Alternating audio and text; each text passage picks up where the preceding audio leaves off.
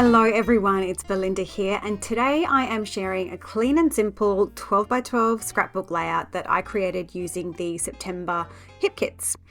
I wanted to play with a limited color palette, and I've gone for some blues and greens here, just really focusing on color harmony, some layering, and adding a touch of texture to keep things interesting. This is a layout that is telling the story of a winter family holiday, some quiet, simple moments out in nature that felt really grounding to document. So I've started off with a white cardstock base, as I do for almost all of my layouts, and I wanted to mat it onto one of the cardstock pieces from the cardstock kit, but as you can see, I cut out the center from the wrong cardstock. I started with that darker blue, and I kind of wanted this sort of a duck egg blue for my border. I didn't want anything that was too dark. As I mentioned, I am working with an analogous color palette. I hope I've pronounced that correctly. So I went through and I pulled out some pattern papers that are, have those soft blues, some of the teals, the greens, and I do use that darker navy blue as well, just for a bit of boldness. And the inspiration for documenting this story with this kit actually came from the Craft and Connect community. When my September kit arrived, I made a post in that community just asking if anybody had any things that they would like to see me create with this kit. And one of the requests was for some holiday or vacation layouts. And although a winter holiday may not be what they were specifically wanting, I kind of thought that creating something with a simple design and a limited color palette is actually a really good approach for documenting holidays, when we quite often have lots of photos, lots of stories that we want to document. And of course, we don't want to spend hours and hours and hours on a single page. So keeping things simple, I think, is really good when we are documenting holidays, vacation, travel, anything like that. So as I mentioned, I went through and I pulled out some pattern papers using that sort of tealy, greeny blue color scheme. And what I am doing now is trimming these down to around 8.5 inches tall. That's the length of the fancy edge dies that I'm going to be using. And I'm varying the width of them to between 2 and 3 inches. I didn't really want to get too detailed in my planning. I just kind of wanted to get stuck in and get this project together as quickly as possible. So I am kind of winging it a little bit, which mostly pays off. It's not something I do a lot, but for the most part, it definitely pays off. Now this pattern paper here, I think it's called Frame. It's something frames in the title. It had on this A side, it had these, you could use them as 3x4 journal cards, but each one, as you can see, has got a square sort of frame print in the middle of it. So I've cut those out and I want to use them in the layout. You can see that I have added a stitched border around my white cardstock background, and I have already gone ahead and used those fancy edge dies across each of these strips. Now you can see there that when I first cut them, I had the dies facing the wrong way round, and I didn't actually realize until I'd gone and cut all of the pieces that on a couple of them where the dies are pretty directional, so where it's as though they've been pulled out of a notebook, I had them the wrong way round. So I quickly went and cut the other side of them because they are, because I wasn't really getting particularly detailed about my planning. It was fine to just trim that little bit off the edge of those.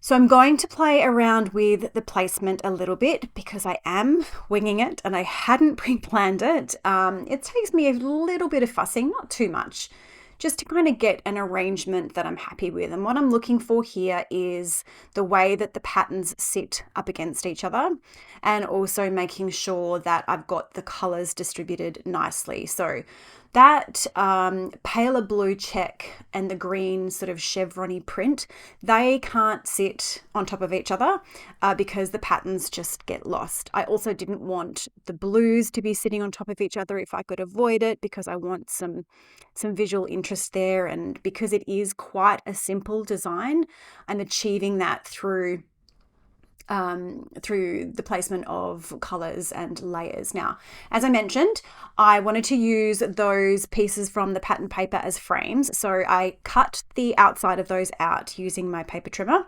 and then grabbed a set of square metal dies to cut the centers out. It just so happens that the dies that I have a stitched border.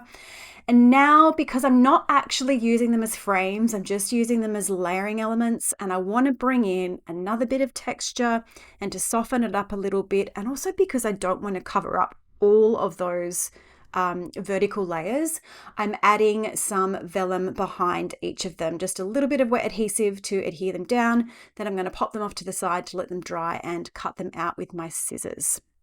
I've definitely done more than I need there. They don't all end up on the page, but that's okay. They can go back in with the kit to be used on another project. And my photos, they are 3-inch square photos for this one. I've already matted them onto some white cardstock, and now I want to add some color behind them. So I've just grabbed a couple of the pieces from the Pocket Life kit. And again, looking at that same color scheme. Before I lay everything down though, I added some machine stitching to each of those vertical strips. So I've added a line of stitching down down one side of all but that last layer, the polka dot layer. That one has stitching down both sides of it. Again, it just adds a little bit of extra visual interest. It adds a little bit of extra texture. And of course, I love stitching. I love stitching on all of my layouts. So I'm going to play around with the placement a little bit here. I've chosen to mat the photos. 2 of them are on that sort of that bright green, and one is on the paler blue. So that paler blue one definitely needs to sit in the middle just for a bit of balance.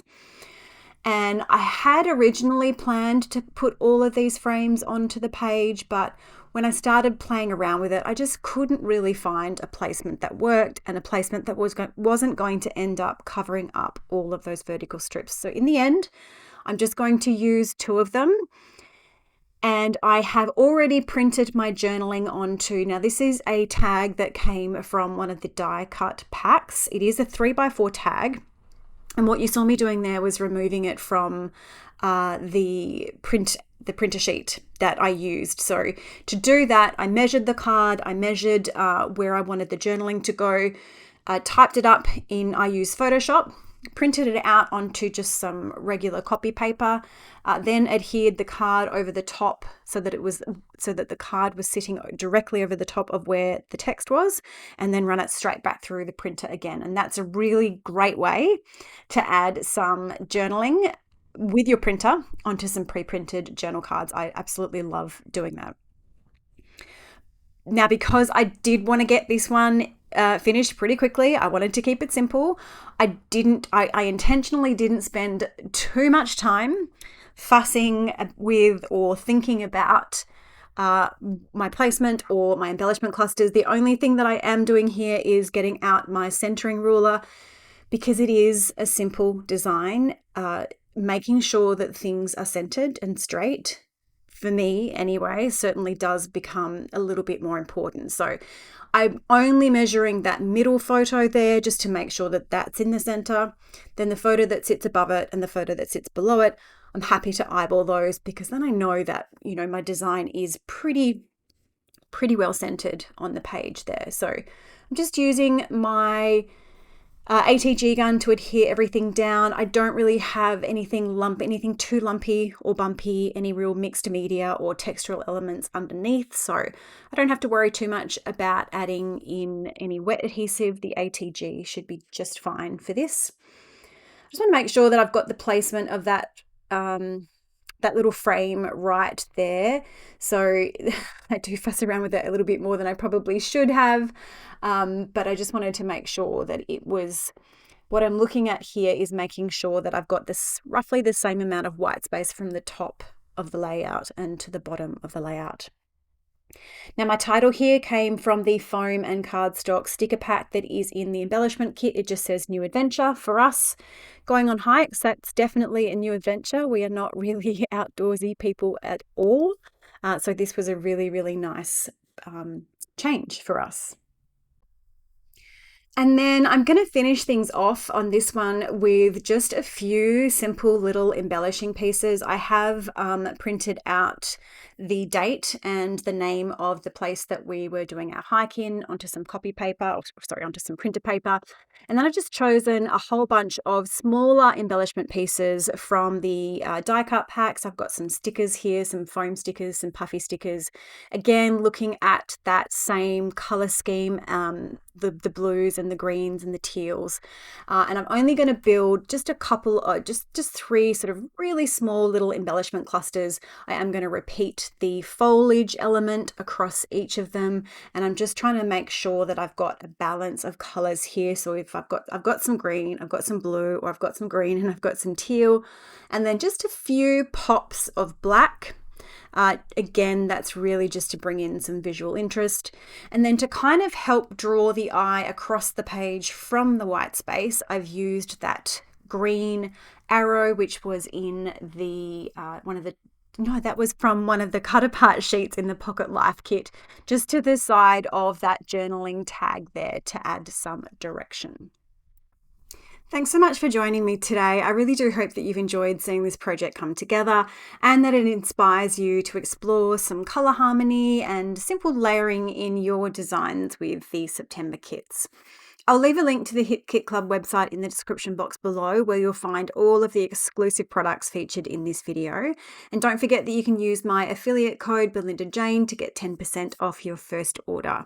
There are so many benefits to becoming a Hip Kit Club subscriber. You'll receive discounts on additional kits, enjoy bundled shipping, and get access to loads of design team inspiration, monthly project sheets, and even some free cut files every month. We'd also love for you to join the exciting new Hip Kit Club Craft and Connect group. It's a wonderful creative community full of inspiration and support. You don't have to be a Hip Kit subscriber to join. It is open to everybody, and as of right now, it is free to join. While you are here on the Hip Kit Club channel, don't forget to like, subscribe, and hit the notification bell so that you don't miss out on all of the upcoming projects from our amazing design team. I will leave you now with some close-up photos. I hope you have a wonderful day.